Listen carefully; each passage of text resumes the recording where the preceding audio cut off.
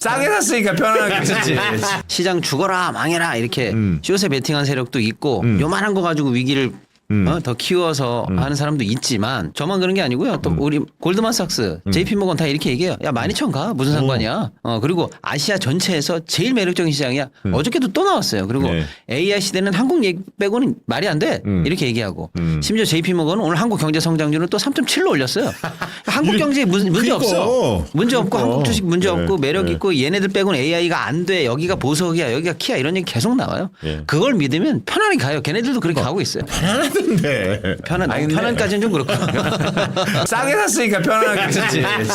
편안까지 그렇고. 어제 산 사람은 편안하지 않아요. 우리 ETF니까. 우리 한 명이라도 안 편하면 안 편한 거예요. 알겠습니다. 요즘에 주식시장 보면 막 어지러워요. 근데 저같이 반응을 하지 말고 대응을 하라. 이건수 대표님 늘 그 얘기하잖아. 네.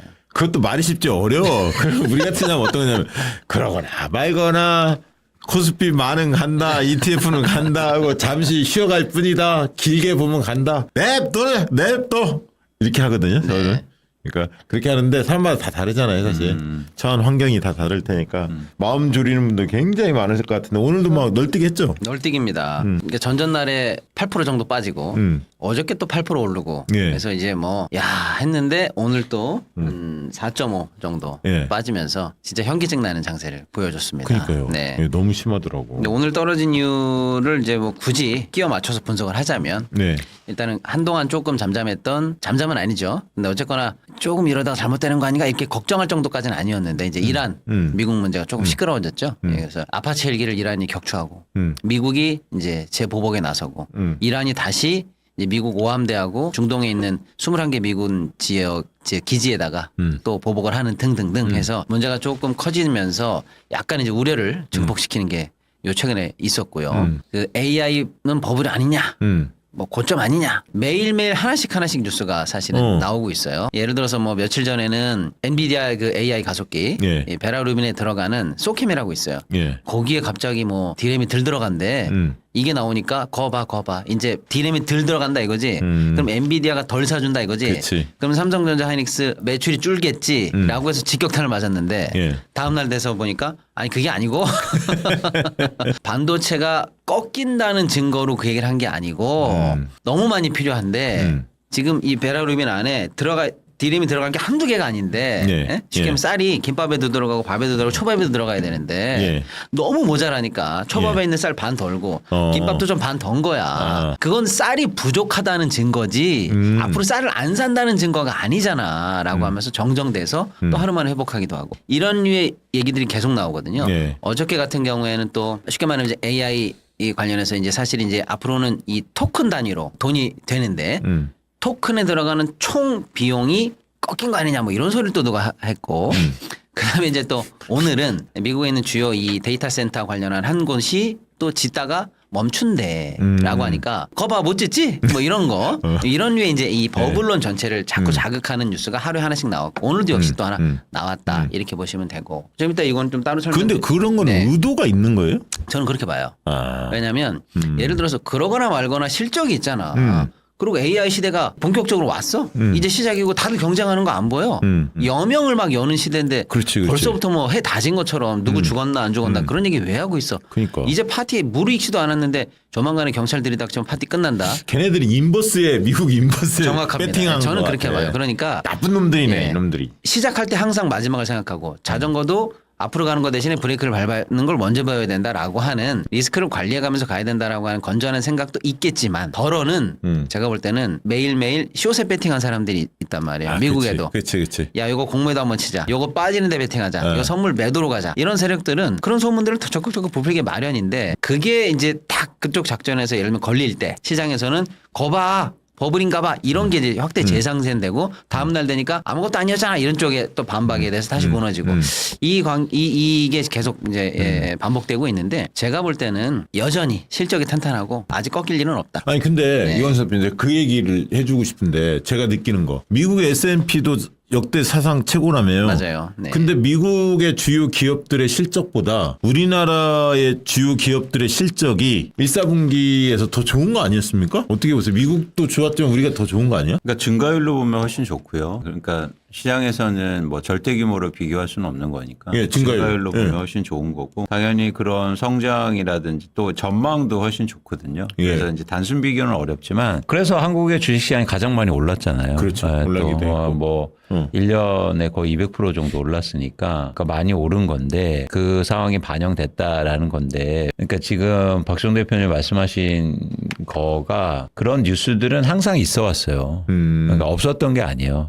계속 이렇게 뉴스는 워낙 많기 때문에 항상 있어요. 또 긍정적인 거, 뉴스는. 긍정적인 부정적인 거. 그리고 다. 이거는 의견이잖아요. 의견이지. 의견은 예. 언제나 있단 말이에요. 그렇죠. 전망에 대한 근데 생각이 지금 왜 다르니까. 우리는 부정적인 의견에 더 노출이 되냐면 시장 자체가 불안하기 때문이요. 시장 자체가 불확실성에 노출돼 있기 때문에 사람들의 눈길이 이쪽으로 자꾸 가는 거죠. 뭐 걱정할 것도 없고 이익도 증가하고 주가가 오르는 구간에 사람들의 시각은 당연히 좋은 쪽으로 계속 가니까 이게 안 보였죠. 근데 항상 있었다. 근데 지금은 뭐 미국의 기준금리도 그렇고 이란 전쟁도 그렇고 여러 가지 불안한 상황이 있으니까 자꾸 사람들의 시선이 이쪽으로 가는 거예요. 그러니까 그런 시선이 이동하면서 그 뉴스들이 또 확대 재생된다고. 그리고 그 영향을 미치겠네 그러면. 그럼요. 네, 그러니까 심리에 영향을. 그 영향이 과연 어느 정도 되는가. 그리고 이게 무서운 게 뭐냐면 근데 이런 우려라든지 시각이 진짜와 만나면 그런 폭발력이 세지거든요. 그러니까 그래서 우리가 예를 들어서 아까 어떤 분들 얘기하지만 금리가 지금 기준금리가 제일 중요한 거 아닙니까? 다음 그렇죠. 주에 발표하는데. 네. 근데 만약 실제로 기준금리가 인상돼요. 그럼 사람들이 이쪽을 보고 있었는데 봐봐 내 말이 맞지. 그러면서 더 이렇게 보게 된대요. 그래. 이제 그게 이제 좀 걱정이 되는 지점인 거죠. 근데 그렇게 됐을 때 과연 그거는 우리가 이제 판단해야 될 건 시장이 이제부터는 하락으로 접어드는 거냐. 이걸 판단하는 게 중요해 보입니다. 보면 언론이 네. 이광수 박시동 두 분이 이야기하는 거를 많이 보도해주면 이쪽으로 사람들이 많이 얘기해 볼 거 아니야. 근데- 분발해주세요 두 분. 아니 근데 그런 게 있어요. 뭐냐면 이건 진짜 열받는 부분인데 방금 이제 미국 얘기도 무조건 미국이 어떻게 됐다라고 무비판적으로 받을 게 아니에요. 미국이 빠졌대. 왜 빠졌어? 걔네들도 공미 치고 방금 제가 말씀드렸죠. 불안하다 이렇게 해서 그걸로 돈 버는 애들이 있는 거예요. 그렇지. 그러니까 걔네들도 이쪽 저쪽 얘기들이 막 엎치락뒤치락 하면서 형성되는 게 시장인데 한쪽만 지금 얘기를 하고 있거든요. 특히 이제 우리의 수입하는 우리 언론에서는 미국 이런다 이런 얘기 뭐 먼저 하고요. 그리고 이제 문제는 우리 증시 같은 거예요. 우리 증시도 예를 들어서 8 오르고 8 내리고 뭐 4 오르고 4 내리고 이랬다고 쳐요. 그리고 조금 내리는 날도 있잖아요. 그럼 뭐 건강한 조정 중 그래도 선방 뭐 이렇게 얘기해도 그만이잖아요. 예. 근데 뭐 대폭락 개미 다 털어먹고 외국인 나가는데 이번에 또 개미들만 봉변 다 벗겨먹였다는 둥 뭐 끝에 머리에 들어간 날벼락 대붕괴 혼란 패닉을 오히려 조장하는 언론들이 많은데 그 이유는 뭐냐면 이 레벨도 성과잖아요. 정권의 성과고 이 시장이 잘 가고 있는 거고 예, 예. 많은 국민들이 사실은 또 돈도 많이 버셨고 예, 좋은 예. 상황 아니에요. 예, 예. 이게 싫은 거죠. 나도 그런 것 같아. 정치적 이유도 있는 것 안 같아. 좋은 게 요만큼 나오거나 보수 그걸 언론들. 그렇게 쓸 수 있는 거리가 나오면 그냥 그걸로 도배하는 거예요. 제가 그러니까 보수 경제지들이. 경제지들이 예. 다 그래. 그럼요. 아니 건강하게 보도하면 어때요? 뭐 조정이 있습니까 없습니까? 뭐 잠깐 쉼표 이 정도로 보도해도 되는 걸 예. 일부러 폭락, 패닉 이런 것처럼 보도하는 경향이 너무 세요. 자, 그래서 이광수 대표님이 좀 자료를 준비해 주셨는데 반도체 주가를 좀 점검해 보자. 그러니까 점검보다도 반도체 때문에 시장의 변동성이 커졌잖아요. 예, 예. 그래서 그 변동성의 원인을 좀 살펴보고 현황 파악을 해보자는 거죠. 워낙 비중이 크니까 그렇죠. 반도체가. 예. 그래서 과연 어느 정도 비중인가를 한번 보면 이게 한국의 코스피에서 예. 유가증권 시장에서 반도체 특히 삼성전자, SK하이닉스가 차지하는 비중입니다. 저게 60%까지 올라왔어요. SK스퀘어는 SK하이닉스 주식을 많이 보유하고 있기 때문에 같이 네. 움직이는 거고 삼성물산도 삼성전자 주식을 많이 갖고 있기 때문에 많이 움직이는 건데 저게 반도체 주가가 본격적으로 오르기 전에는 40% 정도, 40% 중반 정도 수준이었는데 그만큼 많이 올라온 거죠. 그러니까 예. 한국의 주식시장은 견인하고 있고 그만큼 또 변동성도 커진 거예요. 반도체 주가가 많이 움직이면 코스피도 덩달아 움직이니까 그래서 와 60%까지 올라왔다라는 건데 과연 저기서 더 오를 수 있을까라는 게 이제 좀 판단을 해야 되는데 코스피에서 차지하는 비중이 그동안 이게 오르면서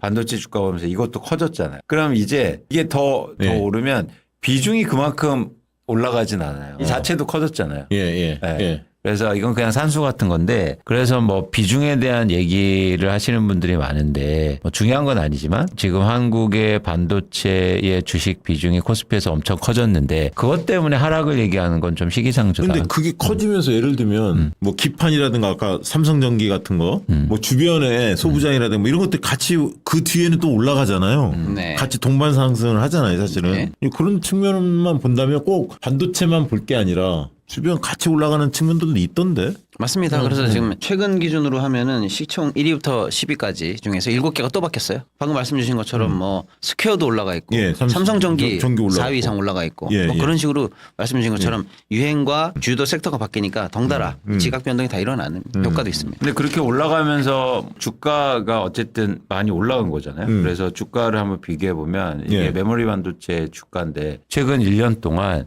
일단 1년 전을 100으로 놓고 마이크론과 삼성전자, SK하이닉스를 비교해 드린 건데 마이크론과 SK하이닉스가 많이 올랐네. 굉장히 빠르게 상승했죠. 거기 그러네. 삼성전자가 뒤따라가는 모습을 보여주고 네. 있는데요. 마이크론과 이제 SK하이닉스가 먼저 오른 거 HBM에 특화된 예, 그 예. 회사이기 때문에 거기서 먼저 주목을 받은 거고 주가 상승이 되게 컸다는 거죠. 예. 그래서 지금의 변동성의 원인은 아까 말씀드린 것처럼 첫 번째는 주식시장에서 비중이 커졌기 때문이기도 원인이기도 하고 두 번째는 또 이렇게 주가가 많이 오르다 보니까 항상 자산 시장에서는 주가가 많이 오른 것 자체가 변동성의 원인이 될 수도 있잖아요. 예, 예. 그렇죠? 왜냐하면 여러분들도 개인적으로 투자하실 때 내가 갖고 있는 주식이 많이 오르면 뭔가 좀 팔고 싶기도 하고 그렇죠. 이런 마음이 들잖아요. 그게 마찬가지로 시장이 반영된다는 거죠. 그래서 지금의 반도체가 변동성이 큰 거는 원인이 있다. 그런 말씀을 좀 드리고 싶은 건데 여기에서 많은 투자자들이 이제는 질문을 던지게 될 겁니다. 과연 이게 정당한 건지 그리고 이런 변동성에 있는 주식을 내가 참고 과연 들고 있어야 되는지 혹은 투자해야 되는지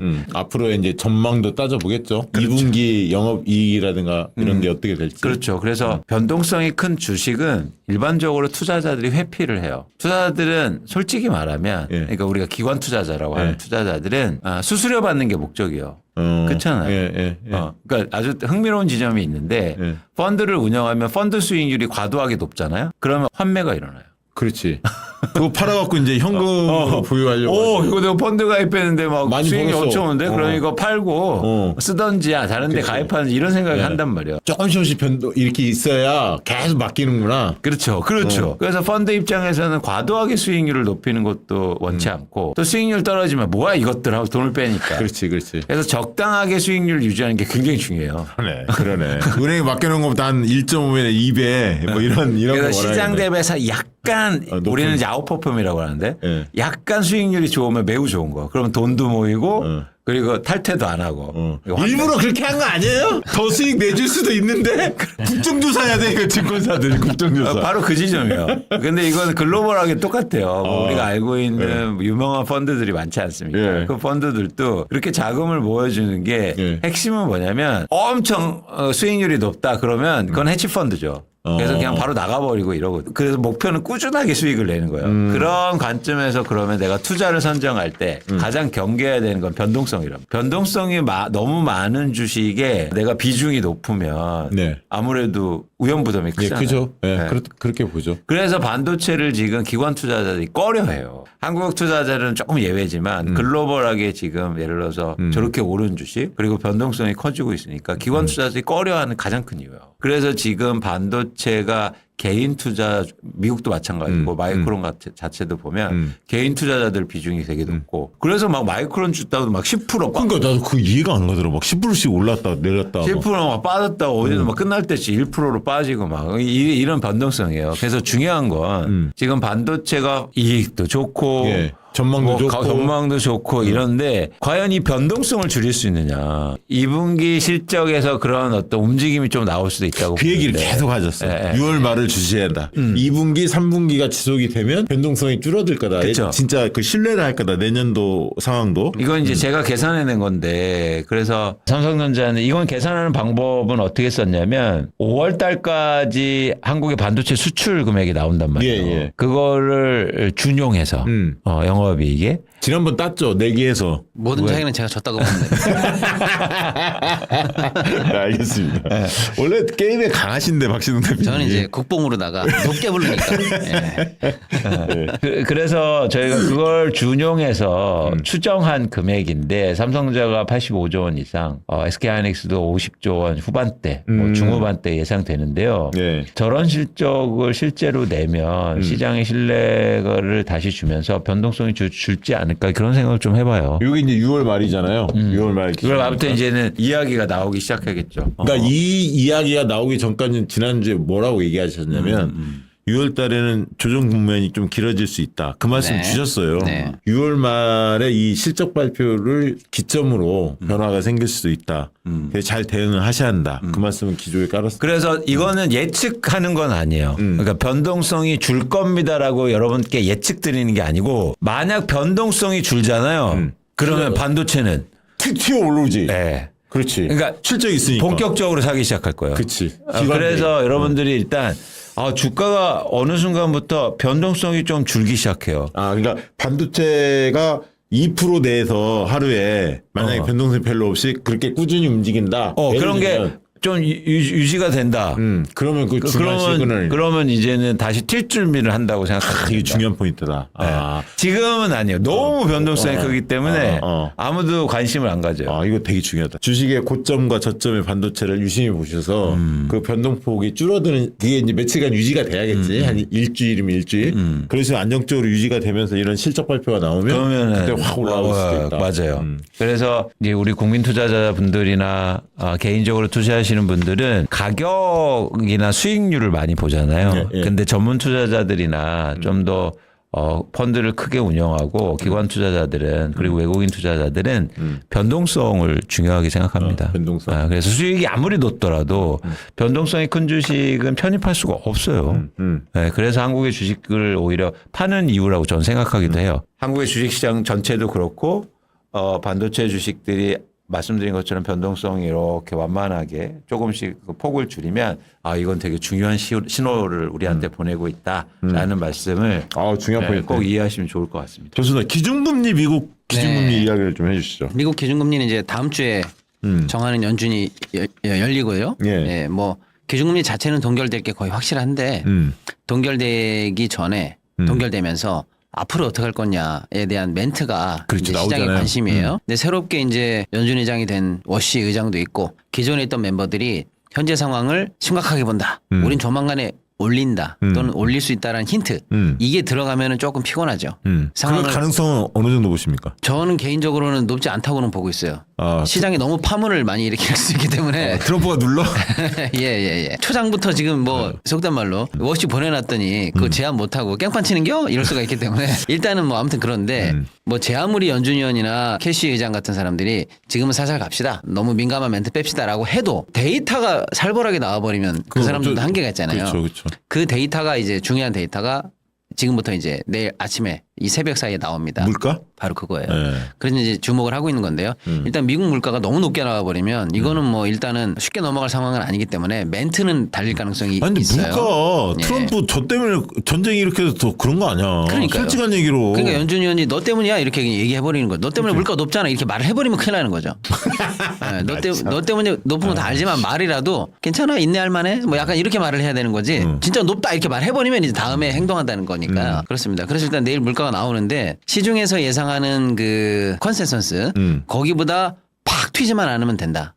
그리고 컨센보다 비슷하거나 조금만 낮게 나와도 오히려 약간 그래서 이번 연준에다가는 큰 압박은 안 될 수 있다. 근데 이제 진짜로 팍 튈 거냐 안 튈 거냐 이게 이제 관건인데요. 뭐 몇 시간 뒤면 어차피 뚜껑 열리기 때문에 뭐 굳이 예측은 이제 의미가 없지만 다소 네. 컨센에 부합하거나 조금 낮게 나오지 않을까라고 저는 일단은 수치는 그렇게 요즘 주식에는 뭐 괜찮겠네. 예, 그렇게 예측은 해보고 그다음에 이제 우리는 그런 예측과 희망이고요. 그다음에 이제 바램 있잖아요. 바램. 바램은 뭐냐면 그렇게 해서 일단 만약에 우리 바른대로 나오면 다행이야. 근데 이제 안 나왔어요. 뭐 팍 튀어. 너무 높은데 빡빡해. 그럼 이제 어떻게 될 거냐라고 할 때 난리 아까 그 얘기했잖아요. 숏 치는 사람들 이 문제가 많다 이렇게 얘기하는 쪽에서는 또 뭐 난리가 나겠죠. 뭐 다 팔아라. 테크 끝났다. 뭐 데이터 센터 짓는데 돈 어떻게 구할 거냐. 뭐 난리가 나겠지만 하지만 저의 소수 의견인데요. 저 같으면은 만약에 그런 일이 나도 쫄 필요 없을 것 같다라는 생각을 조심하게 합니다. 왜냐하면 이번에는 시장이 밀어붙일 것 같아요. 나도 죽기 싫다 이거지. 뭐냐? 그래 큰일 났어. 그럼 우리 다 죽는 건데요. 다 난리 나는 거잖아요. 그렇기 때문에 아니? 라고 하면서 소위 말하는 이제 반대 해석으로 밀어붙일 가능성도 있다. 나온 데이터를 시장이 오히려 누를 것 같다. 뭐냐? 높아? 그래 인정할게. 예를 들어서 그런데 지금 5월 높은 게 정점이야. 더 높아지진 않을 거야. 이런 류의 해석들이 있죠. 높은 게 정점이라고. 그럼 6월, 7월 갈수록 낮아질 수 있잖아요. 지금보다는. 뭐 이런 어떤 다양한 해석으로 제가 볼 때는 시장이 연준을 포위하면서 그 해석을 누르지 않을까. 수치 자체가 좀 낮게 나오거나 시장이 포용할 수준으로 나오면 크게 안심하고 휴 하고 넘어갈 수 있는 거고요. 다소 튀더라도 오히려 시장이 너무 쫄지 마. 쫄지 않고 오히려 포위하고 눌러가지 않을까라고 저는 시장이 이번엔 수치를 이겨버리지 않을까. 아, 미국 시장도 그럴 가능성이 있다. 예, 왜냐하면 그걸 인정하고 금리 인상을 받아들이고 이제 우리 큰일 났다라고 하는 순간 준비 안 된 파국이 오기 때문에 시장 위로 누르지 않을까라고 조심스럽게 예측해 보겠습니다. 한국 금리의 영향은 어떨까요? 영향이 있죠. 예, 예를 들어서 우리는 지금 현재 기준으로 우리 금리보다 시중 금리가 3번 이상 위로 갖다 붙어 있어요. 3번 올려도 못 따라가요. 아 우리가 예, 그래서 벌어져 있구나. 예, 근데 지금부터 2번 올리는 게 거의 다수설로 바뀌고 있습니다. 한 번 올릴까, 1에서 2 올릴까, 2에서 3 올릴까 하다가 그냥 2 이게 지금 다수설이에요. 그러니까 앞으로 남은 하반기에는 빠른 0.5씩 올라나요? 0.25씩? 아니요. 그래서 이제 재밌는 게 2번씩 0.25씩 올리는 게 베이비 스텝인데요. 0.25씩 2번 올려봐야 0.5잖아요. 그렇죠. 그걸로도 지금 못 잡는 사이로 벌어져 있기 때문에 시중에서 나오는 얘기는 아직은 소수설 단계이긴 합니다만은 그냥 바로 빅스텝으로 바로 0.5 가는 거 아니야? 라는 얘기가 나올 정도라는 거예요. 상황이. 우리 상황은? 예, 그래서 우리는 금리를 올린다. 이렇게 알겠습니다. 예, 볼 수밖에 없습니다. 기준금리 관련 하신 말씀 있으시면. 우리가 기준금리 우려가 이제 굉장히 큰데 이것도 제가 강조하는 부분인데요. 예. 기준금리 논란이 있는 이유는 물가 때문이잖아요. 예. 근데 지금 물가가 전쟁이 원인이고 그래서 경제학적 용어로 비용견인 인플레이션이라고 하는데 예. 비용견인 인플레이션은 금리를 올려도 못 잡아요. 쉽게 말하면 그러니까 잡기가 쉽지 않다. 무슨 얘기냐면 전쟁 때문에 유가가 올랐는데 금리가 오른다고 유가가 떨어집니까? 그래서 비용견인 인플레이션은 연준위원들이나 모든 경제학들도 얘기하는 게 금리를 오히려 이런 상태에서 가파르게 올리면 네. 경제에 엄청나게 큰 부담이 될 수 있다는 거예요. 그래서 조심스럽게 접근할 가능성이 있다는 거고 그래서 이제 정치적으로 어쨌든 문제 해결을 요구하는 쪽으로 가지 않을까 뭐 이런 얘기들이 하는 거죠. 그런데 제가 뭐 강연이라든지 아니면 전제하는 건 미국은 기준금리를 추세적으로 올리기는 힘들다. 그 무슨 말씀입니까? 그러니까 제가 그 장기 금리 그래프를 그렸었잖아요. 예. 뭐 10년물 한번 보실래요? 10년물은 저렇게 이제 오르니까 사람들이 부담스러운 거죠. 그러니까 이건 시장금리인데 국채금리는 시장금리가 오르니까 이제 그 기준금리도 따라 올리겠지. 그리고 이제 저거는 물가 때문에 오르는 건데 그런 우려를 하는데 이걸 이제 장기적으로 보면 뭐 이 얘기는 워낙 많이 드리니까 다음 장 한번 보여주시면 이게 미국의 장기금리이지 않습니까? 1950년대부터 그려드린 건데 미국의 장기금리를 보면 1980년대부터 그냥 쭉 내려가는 추세인 거예요. 물론 그 중간에 뭐 올리기도 했지만 근본적으로 미국의 기준금리 글로벌하게 금리 자체는 저렇게 1980년대 이후에는 계속 하향하는 추세였다. 그래서 추세적으로 올리는 건 전 불가능하다고 보는 거예요. 그때 그러면 전 세계 망한다고 그랬잖아요. 맞아요. 5% 맞아요. 넘으면. 네, 맞아요. 그러니까 절대 수준은 조금 달라질 수는 있겠지만 추세적으로 금리를 올리는 건 불가능하다는 거예요. 그 불가능하니까 2000년대 그 후반부터는 금리가 5%만 올라가려고 하면 무슨 일이 꼭 터졌어요. 이상하게. 올라가려고 하면 닷컴법을 꺼지고 올라가려고 하면 서브프랑 터지고 심지어 2019년대는 올라가려고 하니까 몸도 아파. 코로나19. 이게 진짜 웃기지 않아요? 그러니까 이게 금리 올리면 몸도 아프다는 거예요. 그래서 우리가 좀 장기적으로 보면 미국의 기준금리가 한두 차례는 올릴 수 있지만 추세적으로 올리기에는 불가능하다라고 저는 보고 있는 거고 그래서 주식 투자가 의미가 있는 거지 여러분들이 모두 다 생각하기에 저 금리가 추세적으로 오른다고 생각하면 주식 투자는 하시면 안 됩니다. 그래서 일단 그거를 여러분 이렇게 기준으로 딱 삼으시고 지금의 상황이 이 긴 흐름에서 어디에 위치해 있느냐를 항상 보는 연습. 그렇지, 그렇지. 네. 나는 사실 그게 우리 경제만화방에서 두 분이 해준 역할이 그런 것 같아. 이 거시적으로 보는 좀 멀리 보는 안목까지는 아니더라도 이해를 하고 아 저렇게 흘러가는구나. 신경 안정제라는 표현들 있잖아요. 좀 안도하게 되는 건데 그냥 믿어 나를 이렇게만 얘기했으면 아, 믿긴 믿지. 근데 이렇게 생각했을 텐데 큰 그림을 계속 이야기를 하시니까 뭐 100% 이해는 못하더라도 한 70% 80% 이해하더라도 몇 번 말씀하시니까 그게 편안해지더라고. 저 같은 경우. 그러니까 그런 것들 여러분들이 한번 해보시면 재밌어요. 제가 대표적으로 또 보여드리는 게 반도체 가격이잖아요. 예, 반도체 가격도 한 30년간 그려놓으면 예. 지금 오른 게 별로 안 오르는 거예요. 그래 옛날에 더 많이 있었어. 맞아요. 그 얘기했어. 이 두 가지를 같이 보면 되게 흥미로운 겁니다. 장기적인 추세와 그리고 단기적인 추세를 이렇게 같이 보면서 그럼 지금은 이 장기 추세에서 어떤 상황이지? 라고 한번 봐보는 거라는 거예요. 되게 재밌는 게 많아요. 예를 들면 주가 같은 것도 보는 거죠. 한국의 코스피 지수가 3,000에서 8,000으로 가 있어요. 예. 근데 장기적으로 한번 그려놓고 예. 기업의 이익으로 나눠 보세요. 그럼 지금이 절대 비싼 게 아니에요. 기업이 오른 실적에 비울 만큼 이렇게 보면 맞아요. 더 올라야 하는데. 맞아요. 네, 그렇게 보는 연습을 계속하면서 마음의 위안을 삼으시라. 근데 지금 국면이 상당히 중요할 것 같아. 저같이 좀 무감각한 사람들은 낙관적인 사람들이 있거든. 그러거나 말거나 가는겨. 아니 근데 박시영 대표님만 낙관적인 게 아니에요. 아까 말씀드린 것처럼 시장 죽어라 망해라 이렇게 숏에 베팅한 세력도 있고 요만한 거 가지고 위기를 더 키워서 하는 사람도 있지만 저만 그런 게 아니고요. 또 우리 골드만삭스, JP모건 다 이렇게 얘기해요. 야 12,000 가 무슨 상관이야. 그리고 아시아 전체에서 제일 매력적인 시장이야. 어저께도 또 나왔어요. 그리고 네. AI 시대는 한국 얘기 빼고는 말이 안 돼. 이렇게 얘기하고 심지어 JP모건은 오늘 한국 경제 성장률을 또 3.7로 올렸어요. 한국 경제에 문제 없어. 문제 없고 한국 주식 문제 없고 매력 있고 얘네들 빼고는 AI가 안 돼. 여기가 보석이야. 여기가 키야. 이런 얘기 계속 나와요. 그걸 믿으면 편안히 가요. 걔네들도 그렇게 가고 있어요. 나는 편안하던데. 편안까지는 좀 그렇고. 싸게 샀으니까 편안하게 샀지. 진짜. 편안까지 그렇고. 어제 산 사람은 편안하지 않아요. 우리 ETF니까. 우리 한 명이라도 안 편하면 안 편한 거예요. 알겠습니다. 주요 외신들이 우리 대한민국을 이재명 정부 1년간 기사를 쓴 것들을 갖다가 AI에 놓고 6만 몇천 건을 갖다가 돌렸어요. 그래가지고 다룬 키워드를 보니까 대한민국 현재 이재명 대통령 1년에 대한민국은 실용주의의 중견국이고 반도체 핵심국이고 문화 광국 이렇게 표현이 됐다고 합니다. 여기에 대해서 우리 형님께서 아주 힐링 타임을 좀 갖겠습니다. 아니, 아주 안 좋은 얘기도 하셔도 되고요. 아니, 우리나라에 대한 언급, 보도량 자체가 일단 폭발적으로 늘어난 현상, 이거를 일단 좋게 봐야 돼요. 한국이 아시아권 얘기할 때 맨날 일본, 중국 얘기하다가 곁다리 붙는 정도였는데 지금은, 우선적인 이 단독 기사가 엄청 많아진 거예요. 그렇구나. 그 분석 결과에 대해서 전혀 이의를 제기할 수 없을 정도뿐 아니라, 이야, 정말 이렇게 우리를 보는구나. 한국을 보는 시선이 방금 강성범 씨가 얘기했지만 기사 요약을 다시 정리할게요. 첫째, 실용주의 중견국이다. 네.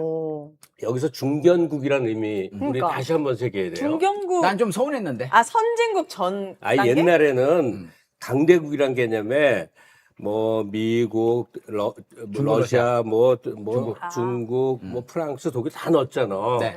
근데 지금 미국 초과 강대국이었다 미중이 있고 네. 그 밖에 원래 강대국이었으나 지금 살짝 밀린 나라들을 중견국이라고 불러요. 아, 그래요? 그게 그래요? 프랑스, 영국, 독일, 일본이야. 거기 한국이 들어간 거예요? 근데 이제 그 반열에 우리도 이제 거의 들어간 거야, 거의. 와. 아직 완전히는 아니고 오. 그 정도의 나라로 돼가고 있는 모습을 외신이 다 반영하고 있어서 이제 중견국인데 여기서 실용주의자가 왜 붙냐면 대부분의 나라들이 미국의 대단히 경사돼 있거나 일본처럼 아니면 중국에 경사돼 있거나 근데 우리나라 경우는 거의 미국의 종속국가식으로까지 굴던 나라야. 네. 근데 지금 상당히 독자적인 목소리를 내고 전작권도 달라고 그러잖아요. 네. 그 실용주의적 중견국이라는 타이틀을 외신에서 붙여가기로 한 것 자체가 네. 야 한국의 위상이 달라지고 있구나. 와. 그다음에 또 하나 이제 반도체 강국이라는 건 앞으로 AI 시대가 도래하는 건 뭐 재산 말할 필요가 없는데 그 중에 핵심 중에 핵심인 반도체를 그 사슬에서 한국이란 나라의 중요성이 엄청 대두되고 있구나를 너무나 많은 외신들이 반복해서 하고 있고 오. 특히 유럽의 여러 나라들이 장비들은 자기네들이 만드니까 네. 이 반도체 이 체인에서 자기들도 관여하고 싶은데 해도 안 된다는 거야. 이거에 대한 부러움. 네. 그 다음에 이제 마지막으로 한국을 언급할 때 그 세 개의 키워드 그 중에 하나 절대로 빼놓지 않는 게 문화 강국이다. 문화 강국. 맞아요. 이게 소프트 파워가 빠지면 이 힘만으로 안 되거든. 힘만으로 안 되는 게 있는데 우리는 뭐 BTS, 블랙핑크, K-팝, K-드라마 그 밖에 K 잡는 무수한 것들 K-푸드라든지 네. 뷰티라든지 이런 것들이 이렇게 특정한 나라가 선풍을 일으킨 적이 있었던가 더구나 덜 알려졌던 나라가 네. 그러니까 지금 이 추세는 전부 미래지향적인 거예요. 문화 강국으로 가는 거, 반도체 융성하는 거, 그다음에 실용주의적 중견 국가로 세계 질서 내에 우리 위상을 잡는 것, 이 모든 게 네. 지난 1년 동안의 보도 언급이기 때문에 이재명 정부에 대한 언급이에요. 네. 이 이재명 정부가 이 방향으로 가고 있다. 그 내용이 이렇게 잘 실현되고 있다를 숱한 언론들이 보이고 있어요. 네. 그래서 우리 스스로는 뭐가 맨날 불만이고 자책을 하잖아. 네. 이번 지방선거 치르고도 야, 우리 이거 이러다 안 될려나 하는데 사실은 종합적인 외신을 보면 한국을 객관적으로 분석한 자료가 이렇게 나온다 이거야. 이런 대통령이 있었어요? 1년 만에? 없었다니까. 나는 진짜 물론 진짜 앞으로도 없지 않을까요? 진짜 너무 소중하고 귀하다. 이 시간을 정말 잘 썼으면 좋겠다. 네. 그러니까 이런 배경을 깔고 나가는 국가 리더라면 좀 더 강력한 권한을 갖도록 할 수 있어야 된다. 네. 의회는 뒷받침이 되는데 요번에 이제 지방 권력도 거의 뒷받침이 되는 거예요. 아, 지금 전에 비하면 뭐. 다만 아쉽게 이제 서울이 날라갔고 대구 경북이 안 되는 것뿐이지만 전체적인 국면에서 보면 이제는 거의 그 옛날 그 지방자치하기 전에 모세혈관처럼 중앙에서 쭉 뻗어 있는 네. 그 구도가 이제 거의 가능해진 거죠. 그렇습니다. 자, 이렇게 위상을 많이 올려놓은 대통령 지금 어디가 있느냐? 이탈리아에서 또 뿜뿜하고 있습니다. 벨기에에서 이탈리아로 옮겼는데요. 이탈리아 로마거든요. 로마 병사들이 나와요. 진짜 궁금해요. 자, 이재명 대통령 이탈리아 도착해서 환영받는 거 잠깐 보고 올까요? 걔들 전투기 2대가 지금부터는 이탈리아 공군에서 대한민국 대통령님을 호위하겠습니다. 오, 그거예요? 그거예요. 대박. 그다음에 이제 도착하셔가지고 내리면서 이제 관계 사람들이 나왔어요. 도열에 있는 거 지나가지고 밤에 도착해가지고 이제 차를 타고서 이동을 하시고 하루 주무신 다음에 그 다음에 다음 날 이탈리아 대통령 말 타고. 김하대 신기하다. 대통령들 이탈리아 대통령 부부예요. 지난번에 왔던 건 여성 총리인가 그렇고요. 이제 지금부터 자세히 들어보세요.